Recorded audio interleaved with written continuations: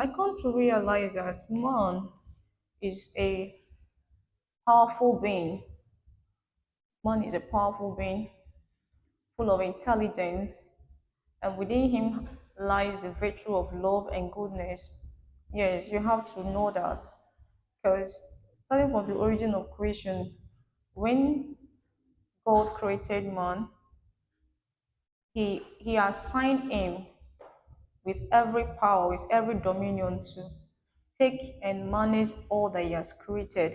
And he has given him that capacity, the wisdom, the intelligence, all that is needed to handle what he has already created.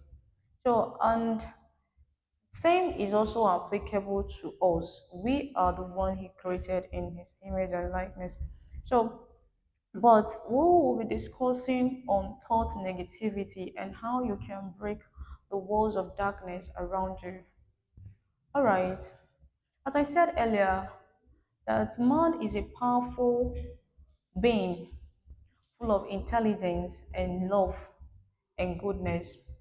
And to every one of us has the key to every situation and contain within us a transforming and regenerative agency by which we can write or rewrite our own will. How does this work? You're going to realize that each and every one of us is a master of our own. Yes, I want you to believe that each and every one of us is a master of our own, and that comes in that in our thoughts we have the right, we have the ability to make decision over our thoughts, and the decision by which we make can be good or bad. And when our thought is being directed in the right manner, it brings out the goodness in us. But when being directed in a negative way, it makes us to become a beast. Yes, it makes us to become a beast. So sometimes, oftentimes, you notice that when man is being shown with some challenges that is that is beyond him, that is beyond his intensity, he intends to react in a negative manner. That is when we have not actually like cultivate that ability to control our thoughts, to control our thoughts.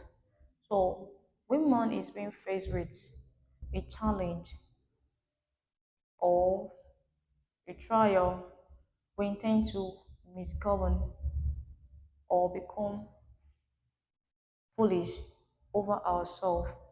What do I mean? I want to give you this instance. Let's take for instance that you are a parent and then your kids they did something. Maybe you ask them, don't do that, don't do that.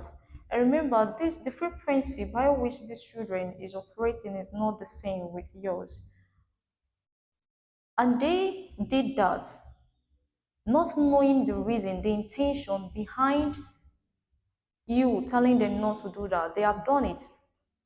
Say, the thought that will come to you, mostly African parents, the thought will come to you first is that you this child, you don't used to hear word, you are stubborn, you are this, you are that. All those words, they are thoughts that comes to you at that moment, at that challenging moment. They are just flowing, they are force flowing into your heart. And the moment they are coming, you'll be voicing it out, and that is word to you. And I want to let you know that your thoughts is like a force, and your thoughts becomes your reality, becomes who you are. I know I've been hitting hard on it. So that is why I'm saying that we should be able to know how to manage our thoughts. We know how to manage our thoughts, but that's not what where I'm pointing at. So the moment you are just telling the child you are this, you are that, you idiot, you that, and this, that. The moment you have to know that thoughts actually come as a result of information. Yes, as a result of information. What you are being informed later on will start playing in within your mind. When you are telling a child you are this, you are that, that child might likely grow up with that mindset. And you have seen it that whatever he does, they will do say all manner of things, and it has limit him or her to a boss. And you as a parent will be saying it that the child is useless. You are the one that actually created it from initial. So how can we balance this? How can we balance this? As I said earlier, I say that within every one of us has this transforming and regenerative agency by which we can write or rewrite our own will. Yes, the volume of thoughts or the volume of information you feed in within your soul, be it positive or negative, can actually tell the amount of weight you use in your daily activities, in your daily life. Yes, a history book once said, guide your heart with all diligence, because out of it comes out the issue of life. That's what that parable is speaking of something. And where is your heart? Your heart contains within your mind. Whatever you feed your mind with, that is what you will breathe out. That is what you breathe forth in your reality. So that is how it works. We can write our own will by ourselves, and it can either mind or make us the best of who we are. So I'm just saying this that we have to be clothed, as I said earlier, within man has the virtue of love and goodness.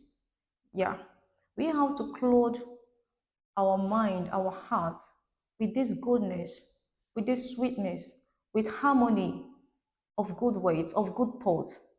Yes, how can this work? There are many books you can read.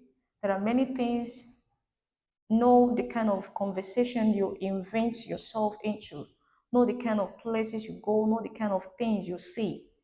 Yes, every human has these five sense organs. And one is that your eyes see, and what you see is send signal to your heart, and your ear also hear. The moment you hear, it sends signal to the same heart. All of them, they are just doing what they are cultivating. They are cultivating seed to the mind. So when you did not actually channel yourself in a right position to tell yourself, this is what I have to hear, this is the word I need now, junks will be coming in. And when they come, a time will come that it will start looking for how to express himself. It will start looking for a way to come out. It can come out in form of anger. It can come out in form of jealousy. It can come out in form of greed. Yes. The reason being that the seed has already been planted, knowingly or unknowingly to you, the seed has been already been planted.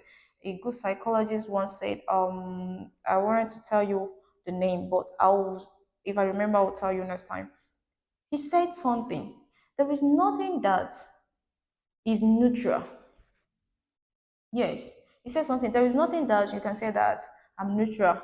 I never have a thought of it. I never do that. It's a lie. If you're not doing something, you are actually doing something. Because an empty land that is being cleared to be cultivated something on, give it some time. If nothing is being planted in that land, will start growing up weeds. Who planted the weeds? No, I'm asking who planted those weeds? So you notice that when you left your soul, you don't care to know the kind of things you feed in there. Many junks will come and occupy. It's an empty space. So it needed something. It's meant to be occupied. So you have within yourself that transforming and regenerative power to know, to choose, to decide what you will feed into your mind. I will be leaving you with these few words, and I'll be coming back with much details that we have to discuss on this note. But I want to leave you with this word that Learn to guide your thoughts. Become that master of your mansion, which is your heart. Become that master of that household within you. Treasure your thoughts, value it. Know the kind of books you read, know the kind of companies you keep, know the kind of people you fall in with. All these things will guide you in controlling your thoughts. And remember, thought is a powerful force. They did not have hands. You cannot see them. You cannot even touch them. But it's a force. Keep being good. I'll call you back later. Thank you.